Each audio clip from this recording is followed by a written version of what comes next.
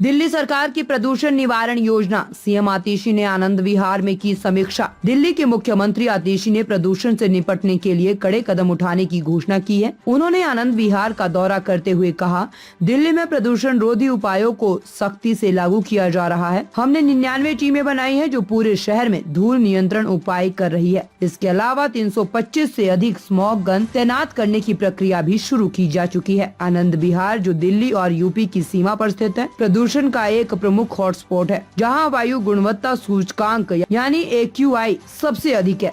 CM ने कहा, हमने PWD और MCD के सभी संसाधनों को प्रदूषण नियंत्रण के लिए तैनात कर दिया है। सीएम आतिशी ने पर्यावरण मंत्री गोपाल राय के साथ मिलकर प्रदूषण नियंत्रण उपायों की निगरानी के लिए क्षेत्र का दौरा किया। उन्होंने बताया कि सभी सड़कों की मरम्मत की गई है ताकि धूल से बचा जा सके और भीड़ भाड़ वाले स्थानों पर अतिक्रमण हटाने के अभियान चलाए जा रहे हैं। उन्होंने ये भी उल्लेख किया कि आनंद विहार में प्रदूषण का एक प्रमुख कारण यूपी से आने वाली बसें हैं। हरियाणा और यूपी अपने अनुपचारित अपशिष्टों को यमुना में छोड़ते हैं, जिससे स्थिति और बिगड़ती है। हम यूपी सरकार के साथ इस मुद्दे पर चर्चा करेंगे। उन्होंने कहा, दिल्ली में बहुत सख्ती से एंटी पोल्यूशन मेजर्स को डिप्लॉय किया जा रहा है। चाहे डस्ट कंट्रोल की ड्राइव्स हो, हमने 99 टीम्स बनाई हैं जो पूरी दिल्ली में अलग अलग जगह पे कंस्ट्रक्शन साइट्स पे जो सारे डस्ट कंट्रोल मेजर्स हैं उनको चेक कर रही हैं। दिल्ली में 325 से ज्यादा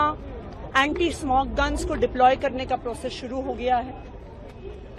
दिल्ली में आज के दिन में चाहे PWD हो चाहे MCD हो, अपने सारे रिसोर्सेज लगाकर दिल्ली में प्रदूषण रोकने का काम चल रहा है। लेकिन आनंद विहार एक ऐसा इलाका है जहां पर, क्योंकि ये दिल्ली और यूपी के बॉर्डर पर है, यहाँ पर दिल्ली के बाहर से भी बहुत सारी बसेज आती हैं। पास में कौशाम्बी का बस अड्डा भी है। आनंद विहार एक ऐसा हॉटस्पॉट है जहां पर दिल्ली में हाईएस्ट AQI लेवल होता है। इसीलिए आज यहाँ पे दिल्ली के पर्यावरण मंत्री गोपाल राय जी और मैं यहाँ पे व्यक्तिगत तौर पे खुद आए हैं आनंद विहार में जो सारे पोल्यूशन कंट्रोल मेजर्स हैं उनका जायजा लेने के लिए। कई कदम यहाँ पे लोकली उठाए गए हैं। यहाँ पे जैसा आप देख सकते हैं, कॉन्स्टेंटली एंटी स्मॉग गन्स चल रही हैं। जो यहाँ के सारे सर्फेसेज हैं उनको गीला रखा जा रहा है, सड़कों को गीला रखा जा रहा है कि किसी भी प्रकार की डस्ट ना हो। आनंद विहार के पास जो सड़कें, चाहे वो किसी एजेंसी की हो, चाहे वो MCD की हो, चाहे वो PWD की हो, चाहे NCRTC उन्हें कंट्रोल कर रहा है, चाहे GTIDC उनको देख रहा है, सारी सड़कों का रिपेयर करवाया गया है कि किसी भी प्रकार की सड़क टूटी हुई ना हो, क्योंकि अगर सड़क टूटी हुई होगी तो हर प्रकार का डस्ट होगा। दूसरा, जो यहाँ पे कंजेस्शन पॉइंट्स हैं, उन सब कंजेस्शन पॉइंट्स पे इंक्रोचमेंट रिमूवल ड्राइव्स चलाई गई हैं, क्योंकि जब तक इंक्रोचमेंट रहेगा ट्रैफिक धीरे चलेगा और पोल्यूशन का लेवल बढ़ेगा। हम यूपी सरकार से भी बातचीत करेंगे क्योंकि पास में कौशाम्बी का बस स्टेशन है। दिल्ली में तो अब ज्यादातर CNG बसेस चलती हैं। दिल्ली में अब इलेक्ट्रिक बसेस काफी बड़ी संख्या में आ गई हैं, लेकिन पास में ही सड़क पार करते ही कौशाम्बी का बस स्टेशन है जहां पे ज्यादातर डीजल की बसेस चल रही हैं। तो अभी हम उत्तर प्रदेश की सरकार को भी रीच आउट करेंगे कि वहां पर भी अगर पोल्यूशन कंट्रोल मेजर स्ट्रांगली लगाए जाए तो उसका दिल्ली पे भी असर पड़ेगा। क्या क्या कारण मानते हैं आप? बॉर्डर है, खासतौर से आनंद विहार कंट्रीब्यूशन होगा यहाँ पे। ये वही एलिमेंट्स कौन से हैं जो इतना ज्यादा सबसे पोल्यूशन इसी जगह पर होता है?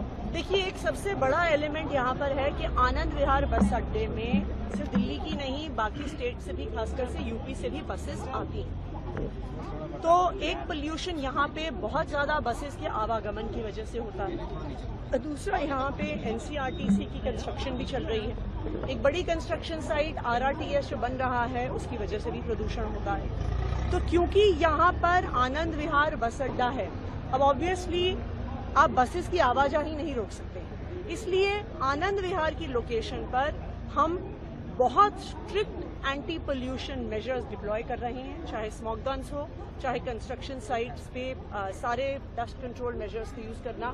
कहीं पर भी सड़क अगर टूट रही है तो सड़क को रिपेयर किया जा रहा है। कहीं पर भी इंक्रोचमेंट नहीं होने दिया जाएगा कि वहां पे ट्रैफिक बढ़ जाए। हम उम्मीद करते हैं कि दिल्ली वाले अगर हमारा साथ देंगे, और हम उम्मीद करते हैं कि अगर यूपी सरकार, केंद्र सरकार सब मिलकर साथ आएंगे तभी दिल्ली में इस प्रदूषण की समस्या का समाधान हो सकता है। मैम, छठ से पहले वाटर पॉल्यूशन को लेकर भी विवाद छिड़ा हुआ है, उसके लिए कुछ कदम उठाए जा रहे हैं? यमुना में टॉक्सिक फॉर्म एक बड़ा इशू। देखिए, हम किसी पे आरोप नहीं लगाना चाहते, पर यह सच्चाई है कि हरियाणा अपना अनट्रीटेड एफ्लुएंट यमुना में डालता है। हम किसी पे आरोप नहीं लगाना चाहते, लेकिन यह सच्चाई है कि यूपी अपना अनट्रीटेड एफ्लुएंट इस समय यमुना में डालता है। वो जब छठ का सीजन आता है तो वो आगरा कनाल के गेट्स बंद कर देते हैं कि उनका सारा अनट्रीटेड वेस्ट यमुना जी में आए। लेकिन दिल्ली सरकार हमेशा सोल्यूशन ओरिएंटेड रही है। अरविंद केजरीवाल जी का हमेशा ये मोटो रहा है कि हमें समाधान ढूंढने हैं, और उसी समाधान के तहत हम फूड ग्रेड सिलिकॉन बेस्ड डीफोमर्स का इस्तेमाल करते हैं। तो आज से दिल्ली जल बोर्ड एक प्रॉपर ड्राइव वहां पे चला रहा है। उस ड्राइव के तहत जो सारी फोम है वहां पे डीफोमिंग शुरू करी जाएगी। तो इसलिए देखिए, वो चाहे काम खराब करने की कोशिश करें, वो चाहे दिल्ली वालों को परेशान करने की कोशिश करें, लेकिन आम आदमी पार्टी अरविंद केजरीवाल जी के नेतृत्व में दिल्ली सरकार हमेशा दिल्ली के लोगों के लिए कोई ना कोई समाधान जरूर निकालेगी। मैम, क्या कभी यमुना साफ हो पाएगी? मैम, क्या कभी यमुना साफ हो पाएगी?